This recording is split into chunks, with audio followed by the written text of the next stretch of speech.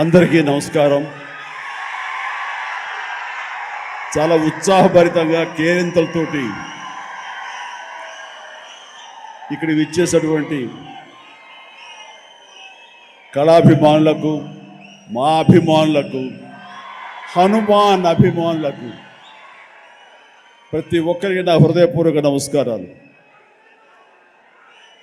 ముఖ్యంగా ఈనాటి ఈ హనుమాన్ ప్రీ రిలీజ్ ఫంక్షన్ రావడానికి దోహదపడినవి 4 కారణాలు. ఒకటి, ప్రత్యేకించి చెప్పనక్కర్లేదు, నా ఆరాధ్య దైవం. నేను చిన్నప్పటి నుంచి అన్నీ తానే అమ్మా నాన్న తర్వాత అని అనుక్షణం నేను ప్రార్థించే ఆ హనుమాన్ని సెంట్రిక్గా తీసుకుని ఆయన గురించి తెలిపే ఒక సినిమా ఈ హనుమాన్. అదొక కారణమైతే డైపర్లో వేసుకునే స్థాయి నుంచి ఈరోజు డయాసులు ఎక్కే స్టేజ్కి వచ్చాడు నా ముందంటే అలా అంచెలంచెలుగా ఎదుగుతున్న తేజ సజ్జ ఒక కారణం. ఈ మధ్య ఈ ట్రైలరు, ఈ టీజరు, ఈ హనుమాన్ చూసినప్పుడు అందులో నాకు చాలా ఫినిష్, ఆ ఫైనాలిటీస్, ఆ విఎఫ్ఎక్స్ కానివ్వండి, కథ కానివ్వండి, ఆ సౌండింగ్ కానివ్వండి చాలా బాగుండి ఫస్ట్ టైం ఎవరి డైరెక్టర్ అని అడిగి తెలుసుకున్నాను. ఆ 3వ కాలం ఎవరంటే సురేష్ వర్మ. అండ్ అలాగే ఇవన్నీ తెలుసుకున్న తర్వాత నాకు అనిపించింది ఖచ్చితంగా ఈ సినిమా చాలా ఫైనెస్ట్ ఫిల్మ్ అవుతుంది అని తెలిసింది. ఆ తర్వాత కొద్ది రోజుల క్రితం వీళ్ళిద్దరూ నా దగ్గరకు వచ్చి ఈ సినిమాకి మీరు ముఖ్య అతిథిగా రావాలి అంటే అసలు ఏమాత్రం సమయం తీసుకోలేదు. ఖచ్చితంగా వస్తాను, మీతో ఉంటాను, అన్ని రకాలుగా నా ప్రోత్సాహం మీకు ఉంటుందని చెప్పేసి చెప్పడం జరిగింది. అండ్ నేను ఎప్పుడు నా ఆరాధ్య దైవమైనటువంటి హనుమంతుడి గురించి ఎప్పుడు నేను చెప్పుకునే సందర్భాలు నాకు తారసపడలేదు, ఎక్కడ చెప్పుకోలేదు. కానీ ఒక్కొక్కసారి మనలో ఉన్న భక్తి చెప్పుకోవాలా అని నాకు అనిపిస్తుంటుంది, కానీ ఒక్కొక్కసారి చెప్పుకోవాలి అని కూడా నాకు తోస్తుంటుంది. ఎందుకంటే ఏ ఆంజనేయ స్వామిని నేను తలుచుకుంటూ చిన్నతనం నుంచి ఒక నిబద్ధతతో, ఒక క్రమశిక్షణతో, ఒక లక్ష్యంతో, ఒక ధ్యేయంతో ఈ రోజున ఈ స్థాయికి వచ్చానో, ఎవరి అండదండలు, ఎవరి ఆశీస్సులు నాకున్నాయని బలీగా నమ్ముతానో, ఆ స్వామి మీద ఒక కథ వస్తుంది అంటే అలాంటి స్టేజ్ మీద ఆయనతో నాకున్న అనుబంధాన్ని చెప్పుకోవాల్సినటువంటి సిచ్యువేషన్ ఉంది. చెప్పుకోవాలి, చెప్పడం ధర్మం. ఎందుకంటే ఇక్కడ ఉన్నటువంటి ఎంతోమంది యూత్ ఉన్నారు, టీవీల్లో వీక్షిస్తున్న వాళ్ళు మరి ఎంతో లక్షల్లో ఉన్నారు. వీళ్ళందరికీ ఒక ఇన్స్పిరేషన్, ఒక మోటివేషన్ ఉంటుంది. కాబట్టి ఇక్కడ చెప్పడం అన్నది అది ఒక హిందుత్వం గురించో లేకపోతే మరొక మతం గురించో అని చూసుకోకుండా ఒక ఇన్స్పైరింగ్ పర్సనాలిటీ మనల్ని ఎంత పైకి రావడానికి, మనల్ని అత్యంత స్థానం నిలబెట్టడానికి ఎలా దోహదపడతాడు, పూర్తిగా ఆయనకి మనం సరెండర్ అయిపోతే అన్నదానికి ఒక ఎగ్జాంపుల్గా ఈ హనుమంతుడు నేను తీసుకున్నాను. చిన్నప్పటి నుంచి ఆయనే నమ్ముకున్నాను. కాబట్టి అది మీరు కూడా ఎవరైనా సరే అలా నమ్ముకుంటే కనుక అలా స్థాయికి, ఉన్నత స్థాయికి వస్తారు. మీకు అది ఇన్స్పిరేషన్గా ఉంటుందన్న ధ్యేయంతో ఈరోజు చెప్పాలనుకుంటున్నాను. ఇది చాలా మనసు అంతరాంతరాల్లో నుంచి నేను వెలిబుచ్చుతున్నటువంటి ఇది. మా ఇంట్లో ఎవరు దైవభక్తులు లేరు. నాన్నగారు కమ్యూనిస్ట్, ఆయన ఫోటోకి దండం పెట్టడం చాలా రేరు. ఎప్పుడైనా అమ్మ కోరిక మేరకు తిరుపతి వెళ్ళి ఆ స్వామి దర్శనం చేసుకుని వచ్చేసేవాళ్ళం తప్ప, శనివారం అమ్మ వెంకటేశ్వర స్వామికి దండం పెట్టేది తప్ప, అంతమించి ఎవరు ఫోటోలకు దండం పెట్టగాని, స్వాముల్ని కొలవడం కానీ, దేవుణ్ణి ప్రార్థించడం కానీ ఏమీ లేదు. అలాంటిది ఈ చిన్నతనం అంటే 7th క్లాస్ నేను చదువుతుండగా అది పొన్నూరు, అక్కడ ఒక ఆంజనేయ స్వామి గుడి ఉండేది. ఆ ఆంజనేయ స్వామి గుడిలో నేను రోజు వెళ్ళి ఆంజనేయ స్వామి దండం పెట్టుకుని వస్తుంటాను స్కూల్ నుంచి వస్తూ. ఆ తర్వాత next year 7th class 8th class నేను బాపట్లలో చదివేవాడిని. ట్యూషన్ నాకు ఆంజనేయ స్వామి గుడి దాటుకుంటూ వెళ్ళాలి. తిరిగి వచ్చేటప్పుడు ఈవినింగ్ 8 ఎంత అవుతుండేది. కొంచెం చీకటిగా ఉండేది. ఇప్పుడు అంత బిజీగా అప్పుడు ఉండే కాదు కాబట్టి కొంచెం భయంగా ఉంటుండేది. కానీ ఆ హనుమంతుడి గుడి పక్క నుంచి వెళుతుంటే అందులో ప్రసాదాలు ఇచ్చే సమయం, ఆ వంక ఈ వంక ఆకలి అవుతుండేది. వెళ్ళి ప్రసాదం కోసం హనుమంతుడితో భక్తి ఏర్పడింది నాకు. అలాగా ప్రసాదం తీసుకుంటూ అక్కడే తింటూ ఆయా స్వామి, ఆ పూజారి ఎవరైతే ఉన్నారో ఆయన చెప్పే విషయాలు ఆ హనుమంతుడి గురించి వింటూ అక్కడ హనుమాన్ చాలీసా ఆ పలకల మీద, శిలా పలకల మీద రాస్తుంటే అవన్నీ ప్రాక్టీస్ చేస్తూ అలాగే తెలియకుండా నాలో ఆయన మీద భక్తిభావం అలాగ కుదిరిపోయింది. కుదిరిన తర్వాత అక్కడి నుంచి నేను మొగల్తూరు వెళ్ళి 7th 8th 9th క్లాస్ చదువుతాను. ఆ సమయంలో మా ఫ్రెండ్స్ తోటి బజార్లో వెళ్తుంటే మీకు గుర్తుండి ఉంటుంది, చాలామంది ఎవరైతే విలేజ్ నుంచి వచ్చారో వాళ్ళకి బాగా తెలుసు, రోడ్డు మీద ఒక చెక్స్ ఉన్నటువంటి ఒక ఇది వేసుకుని ఒక్కొక్క చెక్స్లో ఒక్కొక్క వస్తువులు, ప్లాస్టిక్ వస్తువులు, రకరకాల వస్తువులు పెట్టి ఒక క్యాలెండర్ ఉండేది. క్యాలెండర్ కింద మిఠాయిలు అతికించేవాడు. సో మనం 2 పైసలు 3 పైసలు ఇస్తే ఆ మిఠాయి మనకి ర్యాండమ్గా చింపుకోవచ్చు. అది ఓపెన్ చేస్తే ఇంత పెప్పర్మెంట్ ఉంటుంది. ఆ పెప్పర్మెంట్ వెనకాల ఒక నెంబర్ ఉంటుంది. ఆ నెంబర్ చూసుకుని చెక్స్లో చూసుకుంటే ఏ వస్తువు, అది ప్లాస్టిక్ దువ్వెన రావచ్చు, ప్లాస్టిక్ అద్దం రావచ్చు, ఒక్కోసారి ఏమీ రాకపోవచ్చు. అలా చూసుకుంటే నాకు ఒక క్యాలెండర్ వచ్చింది. ఆ క్యాలెండర్ ఇచ్చాడు. ఓపెన్ చేస్తే హనుమంతుల వారి క్యాలెండర్, ప్రసన్న ఆంజనేయ, గుండె చీల్చుకున్నది. ఆ హనుమంతుడు వాడు ఏ సమయంలో వచ్చిందో ఈ రోజుకి మా ఇంట్లో అది అలా కొలువై ఉంది. ఆంజనేయ ఫ్రేమ్ కట్టి అది పూజిస్తూనే ఉన్నాను గత ఎన్నో సంవత్సరాలుగా. దాదాపుగా నాకు 12-13 సంవత్సరాలు అప్పటి నుంచి.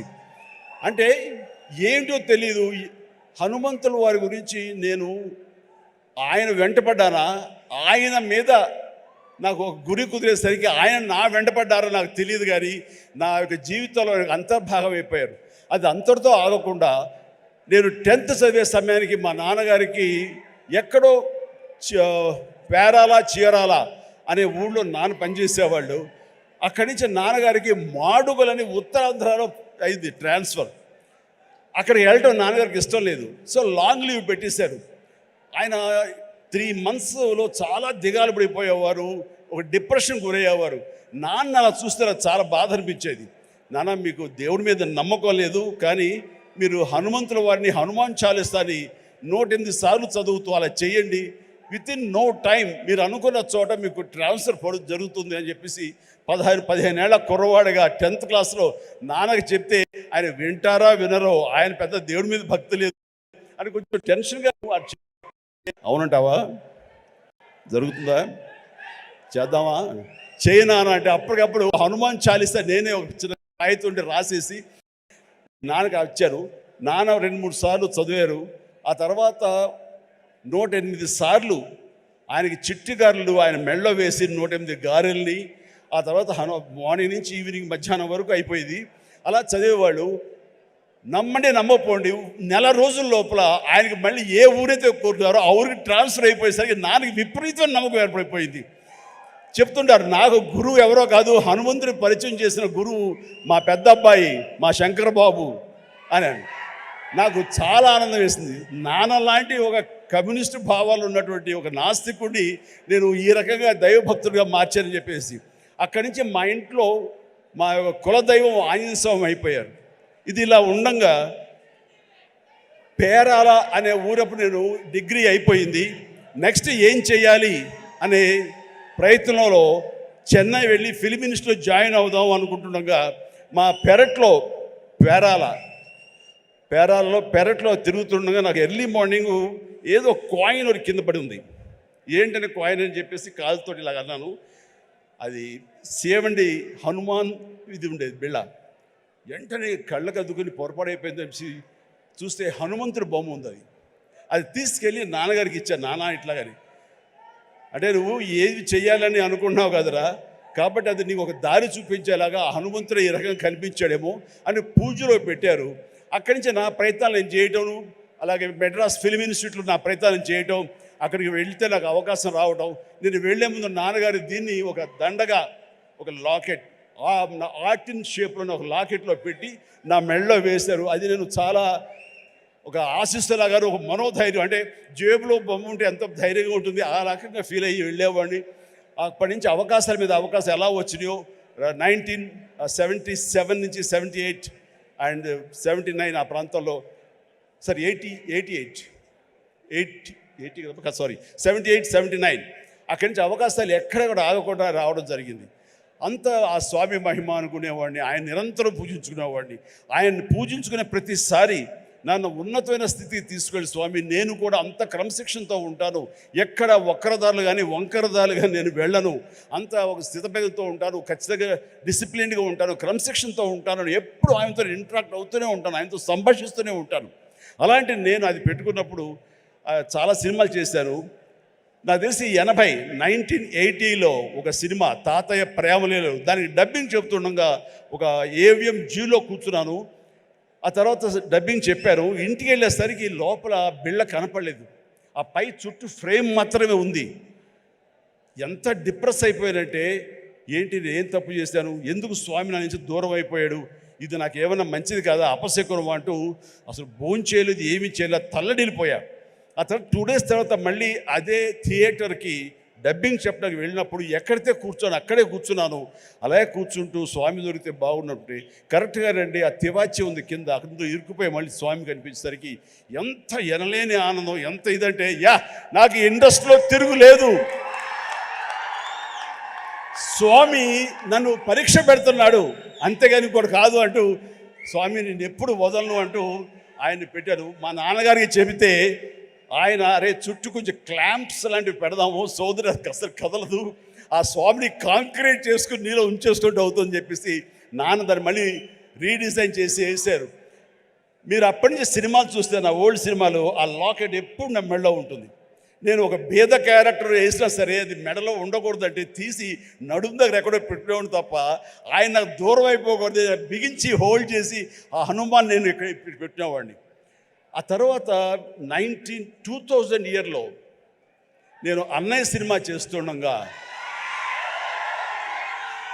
అన్నయ్య సినిమాలో 2 క్యారెక్టర్లు, ఆట కావాలా పాట కావాలా, అది సిమ్రంతో చేసే ముందు ఒక చెట్టుకు నేను పట్టుకుని ఏలాడుతుంటాను. నా ఆత్మారాముడు నన్ను లాగి నెట్టి ఆ అమ్మాయి వైపు నెడతాడు. నెట్టేప్పుడు ఇది హ్యాంగ్ అవుతుంది సార్, అడ్డుగా ఉందని కెమెరామెన్, బహుశా ఎవరు మన కెమెరామెన్ చోటకే నాయుడు ఆ మాట అనకపోయి ఉంటే ఇప్పుడు నా దగ్గర ఉండేది అనేసి అలాగా అని చెప్పి తీసేశారు. ఇలాంటి ఎవరో పక్కన ఉంటే పక్క వాళ్ళకి ఇచ్చేస్తాను. ఆ తర్వాత మర్చిపోయాను, కనపడలేదు. అయితే ఏదంటే లేదు ఎవరి దగ్గర లేదు, సరిగ్గా ఎత్తకంటున్నాను, ఎవరి దగ్గర లేదు. పోలే స్మాల్ ఒక 2 సవర్ల బంగారం అనిపించింది. ఏంటి తేడా, 80లోనేమో తల్లడిల్లిపోయాను, స్వామి నుంచి దూరం అయిపోయారని. అదే 2000 వచ్చేసరికి ఇట్స్ ఓకే, 2 సవర్ల బంగారం అనుకున్నాను.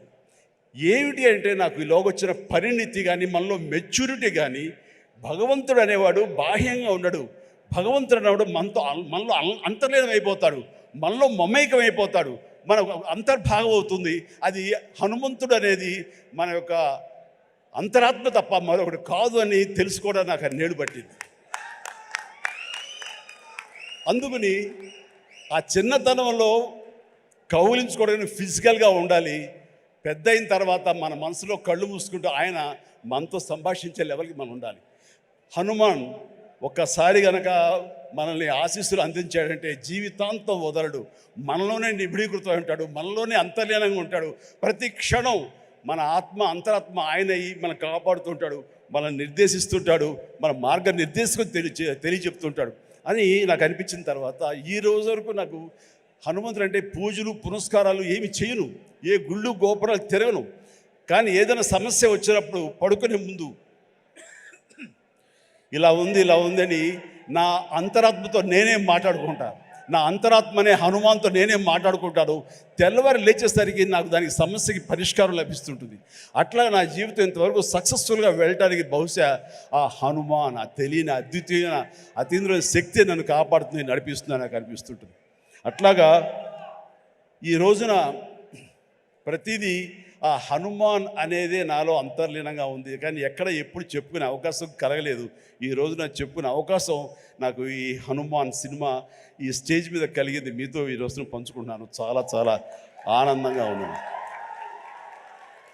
అండ్ ఈ మధ్య వీళ్ళు చెప్పారు, తర్వాత బయట కూడా చెప్పారు ఎవరో, ఈ హనుమాన్ అనే టైటిల్ మీ నుంచి వచ్చింది, మీ నోటంటే వచ్చిందని చెప్పేసి ఇందాక కూడా క్లిప్పింగ్ వేశారు. అది సమంత, అది ఆహాలో ఒక చిన్న ఇంటర్వ్యూ జరుగుతుంటే అక్కడ మీకు నచ్చినటువంటి సూపర్ హీరోస్, మార్వల్ హీరోస్ ఎవరు అని చెప్పి అడిగితే సూపర్ మ్యానా, బ్యాట్మ్యానా, లేకపోతే ఐరన్ మ్యానా ఎవరు అంటే నాకు వాళ్ళ పేర్లు చెప్పేటి, మన హనుమాన్ ఉన్నాడు కదా, ఆయన మించిన వాడా అంటూ నేను వెంటనే ఒక క్షణం పాటు ఆలోచించి హనుమాన్ అన్నాను. అంది హనుమాన్, మా హనుమానే నాకు హనుమాన్ అని అనేసరికి చాలా చాలా మంచి అప్రిసియేషన్ వచ్చింది. చాలా బాగుంది అనిపించింది. నా మనసులో మాట అది. ఆ మనసులో నుంచి వచ్చేటువంటి ఆ మాటకి అంత వెయిటేజ్ ఉంది కాబట్టి ఇలాంటి ప్రశాంత్ వర్మ లాంటి వాళ్ళ యంగ్స్టర్స్ని అది ఆకట్టుకుంది. ఇదే మన సినిమా టైటిల్ ఎందుకు కాకూడదని వాళ్ళు నిర్ణయించుకోవడం, ఇది నాకు మరింత ఆనందంగా ఉంది. ఆ రకంగా స్వామి మీతో ఉన్నాడు, ఆయన ఈ టైటిల్ పెట్టాడు, ఆయనే మనకు అందరికీ స్ఫురించేలా చేశాడు. కాబట్టి ఖచ్చితంగా ఈ సినిమా ప్రేక్షకుల ఆదరణ పొందుతుంది అంటంలో ఎలాంటి సందేహం అక్కర్లేదు. ఇది ఎంత కష్టపడ్డారంటానికి, దీనికి ద బెస్ట్ ఫిల్మ్గా రాబట్టడం కోసంగా ఫస్ట్ గ్లిమ్స్ నుంచి కూడాను వావ్ ఏంటి సినిమాని, దాని సినిమా వైపు అందరూ ఆకర్షితులు అయ్యేలాగా చేయగలిగాడంటే కనుక ఆ పరిధానంలో ఆ అత్యంతం ప్రశాంత్ వర్మ తీసుకున్న శ్రద్ధాశక్తులే.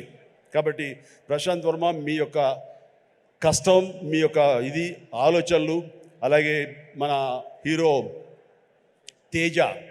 తేజ యొక్క కష్టం, అతని శ్రద్ధాశక్తులు ఇది వృధా కావు. ఎందుకంటే ఈ సీజన్ అనేది అంత మంచి సీజన్. ఎన్ని సినిమాలు వచ్చినా సరే ఎన్ని సినిమాలు వచ్చినా సరే ఖచ్చితంగా ప్రేక్షకులు బాగుంది, మన కంటెంట్లో మన సత్తా ఉంది, మనకు ఆ దైవ ఆశీస్సులు ఉన్నాయంటే కనుక ఖచ్చితంగా ఆదరిస్తారు, హక్కును చేర్చుకుంటారు, పెద్ద విజయాన్ని మీకు అందేలా చేస్తారు. కాబట్టి ఎలాంటి డౌట్ అక్కర్లేదు. అయితే ఇది పరీక్షాకాలం అనుకోవచ్చు, కొన్ని థియేటర్లు అనుకునే విధంగా మనకి లభించకపోవచ్చు. It's okay. ఈరోజు కాదు రేపు చూస్తారు, రేపు కాకపోతే సెకండ్ షో చూస్తారు, సెకండ్ షో కాకపోతే థర్డ్ షో చూస్తారు. బట్ కంటెంట్ బాగుంటే ఎన్నో రోజులు చూసినా, ఎన్నో షో చూసినా సరే దీనికి మార్కులు పడతాయి. ఈ రోజున ఇందాక చిన్నవాడే సరే చాలా పెద్ద మనసుతో అన్నాడు, అన్ని సినిమాలు వెంకటేష్ సినిమా, నాగార్జున సినిమా, అలాగే మన మహేష్ బాబు సినిమాలు, అన్ని సినిమాలు ఆడుతాయి. ఈ సినిమాలు అన్నీ ఆడాలి, పరిశ్రమ పచ్చగా ఉండాలి. వాటితో పాటు మా ఈ సినిమా హనుమాన్ కూడా ఆడాలని నేను ఎంతో మనస్ఫూర్తిగా నేను కోరుకుంటాను, జరుగుతుంది. అండ్ ఇదే ఒకసారి నేను దిల్ రాజుతో అన్నాను, దిల్ రాజు ఏంటి మన 2016-17లో మా 150 సినిమాను బాలకృష్ణ గారి సినిమా ఒకటి రిలీజ్ అయినప్పుడు ఏంటి మళ్ళీ ఈ సినిమా రిలీజ్ చేస్తాం, కొంచెం డిలే చేయొచ్చు కదా అని అంటే, సార్ అలా కాదు సార్, మా కంటెంట్ బాగుంటుంది, శతమానం భవతి అని, మీ పెద్ద సినిమాలు మధ్యలో ఈ సినిమా ఆడకుండా పోదు సార్, ఏం పర్వాలేదు అన్నాడు. ఓకే, అంత ధైర్యంగా ఉంటే వెల్ అండ్ గుడ్ అన్నాను. ఆ సినిమా కూడా బాగా ఆడింది. కాబట్టి అదే దిల్ రాజు గారు అందరికీ మనకు చెప్పినట్టుగానే ఈ రోజున ఈ సినిమా కూడా బాగా ఆడుతుంది. సో ఎందుకంటే దిల్ రాజు గారు లాంటి ఎంతో సీనియరు, ఆయన ఎంతో ఎక్స్పీరియన్స్ ఉన్న మనిషి, ఏ సినిమా ఏ సీజన్లో ఎలాగ ఆడుతుంది, ఒక్కో సినిమాకి ఎంత పటిష్టత ఉంటుంది, ఏ సినిమాకి ఎంత లాంజివిటీ ఉంటుంది, ఏ సినిమా ఎలాగ ఆదరిస్తారు, ఏ సీజన్లో అనేది బాగా తెలుసు.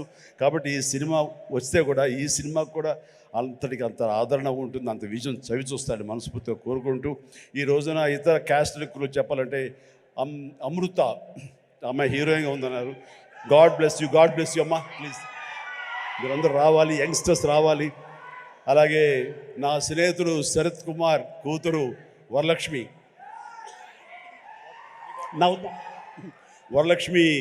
శరత్ కుమార్,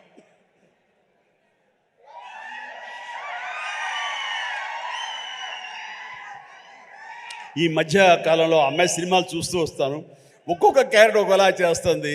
ఒక్కోసారి నాకే భయం వేస్తుంది, ఏంట్రా బాబు అని చెప్పేసి, అంత పవర్ఫుల్గా చేస్తుంది. ఈ కేటగిరీలో మనకి ఇంత యంగ్ అమ్మాయిలు అలాంటి పవర్ఫుల్ క్యారెక్టర్ చేసేవాళ్ళు ఎవరు లేరు. ఒక కొత్త జోనర్లో కొత్తగా ఉంటుంది. అండ్ ఇలాంటి వరలక్ష్మి లాంటి ఆర్టిస్టులు చూసిన తర్వాత కొన్ని క్యారెక్టర్స్ క్రియేట్ చేయబడతాయి. సో అదే అన్నాను, చెన్నైలో ఉన్నావా ఇక్కడ ఉన్నావా వరలక్ష్మి అంటే ఇక్కడే ఉన్నామా, నీకు బోల్డ్ అవకాశాలు వస్తాయి కాబట్టి తెలుగు ఇండస్ట్రీని హక్కు చేర్చుకుంటుంది, పైగా తెలుగు అమ్మాయి కాబట్టి అని చెప్పాను. So all the very best అమ్మ, గాడ్ బెస్ట్. అలాగే విలన్గా చేసినటువంటి వినయ్ చాలా వెరీ పవర్ఫుల్గా చేస్తారు. Vinay please stay. Vinay wonderful, you look damn good like A Hollywood, you look A Hollywood villain and you have your own mark and you will have your own market here. Definitely all the very best. And ప్రతి ఒక్కరికి నేను మనస్ఫూర్తిగా అందరికి చెప్తాను. And Niranjan Reddy గారికి కూడా నా హృదయపూర్వక అభినందనలు. ఈ సినిమా గురించి ఫస్ట్ నాకు పరిచయం చేసిన ఎవరో తెలుసా? మా సినిమా షూటింగ్లో ఎనీ గెసెస్?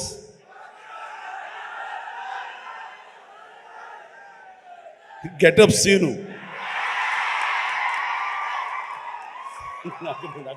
దగ్గర రాకు.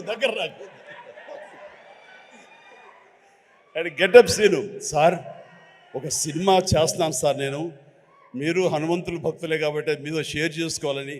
ఏం సినిమా? ఎవరు? మన తేజ తెలుసు కదండి, తేజ చేస్తున్నాడు, ఇలా ప్రశాంత్ అని డైరెక్టర్, ఏమండి భలే ఉంది అని చెప్పి సినిమా గురించి సినిమా గురించి చెప్తాడేమో అనుకుంటే తన గెటప్ తన క్యారెక్టర్ గురించి చెప్తూ వచ్చాడండి. మొదటి వరకు బాగుంది, తర్వాత నిన్ను ప్రమోట్ చేసుకోవడం నాకు కొంచెం ఇంకా బాగుంది. సో అంటే ఒక సినిమాలో బాగుంది అంటే ఏ క్యారెక్టర్ ఇచ్చినా సరే అది అంతగా అలరిస్తుంది అని ఆ సంతోషం నాతో పంచుకోవడం తెలుస్తుంది. అతను చెప్పుకునే విధానం బట్టి ఆ సినిమా ఎంతగా అతనికి ఆకట్టుకుంది అనడానికి ఇది చిన్న మచ్చుతునక. అండ్ ప్రతి ఒక్కరికి, అటు కెమెరామెన్ గారికి, ఇతర కాసర్ల గారికి, కేకే గారికి, లిరిసిస్, ఇలా ప్రతి ఒక్కరి మ్యూజిక్ డైరెక్టర్ గారికి, ఇలా ప్రతి ఒక్కరికి మనస్ఫూర్తిగా నా హృదయపూర్వక అభినందనలు తెలియజేస్తూ నేను చెప్తున్నాను, ఒక్కళ్ళలో కూడా ఏమాత్రం డల్ అనేది పెట్టుకోకండి. Cinema super duper hit. That's it. జై హనుమాన్, జై హింద్.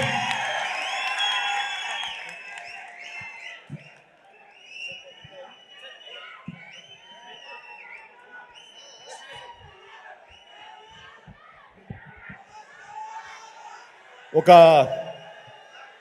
చక్కటి అనౌన్స్మెంట్ చేయండి, మీ నోట్తో చేస్తే బాగుంటుంది అని హీరో, ప్రొడ్యూసర్ గారు, డైరెక్టర్ గారు నాతో చెప్పారు. ఈ సినిమా రామమందిరం అన్నది ఇదే సమయంలో అక్కడ రావటం, దానికి మా అందరికీ ఆహ్వానం రావడం, రేపు 22వ తారీఖు మేము అక్కడికి వెళ్ళేందుకు అన్ని రకాలుగా సంసిద్ధం అవడం, ఇవన్నీ కూడా ఒక శుభ పరిణామం. ఆ సందర్భంగా వీళ్ళు ఏమన్నారంటే, మా సినిమా ఆడిన రోజులు వచ్చే కలెక్షన్స్లో ప్రతి టికెట్పై 5 రూపీస్ రామమందిరం అయోధ్యకి ఇవ్వడం కోసం సమాయుత్తం అయ్యాడు అని చెప్తుంటే ఇది వండర్ఫుల్ అండి. మీ యొక్క స్వకార్యంతో పాటు దైవ కార్యానికి కూడా మీరు నడుము బిగించినందుకు ఆశీస్సులు నిండుగా ఉంటాయి. ఈ సమయంలో ఎవరు ఇతోధికంగా ఎంత ఇచ్చినా సరే డెఫినెట్గా ఇది ఒక బృహత్కర కార్యక్రమం, చరిత్రలో నిలిచిపోయేటటువంటి ఘట్టం ఈ రోజున రామమందిర నిర్మాణం. కాబట్టి మీ యొక్క ఆ పుణ్యం కూడా మీకు దక్కుతుంది, మీ అందరికీ అది వరం అవుతుందని కోరుకుంటూ విజయాన్ని సాధిస్తుంది అంటే ఎలాంటి సందేహం లేదు. God bless you all.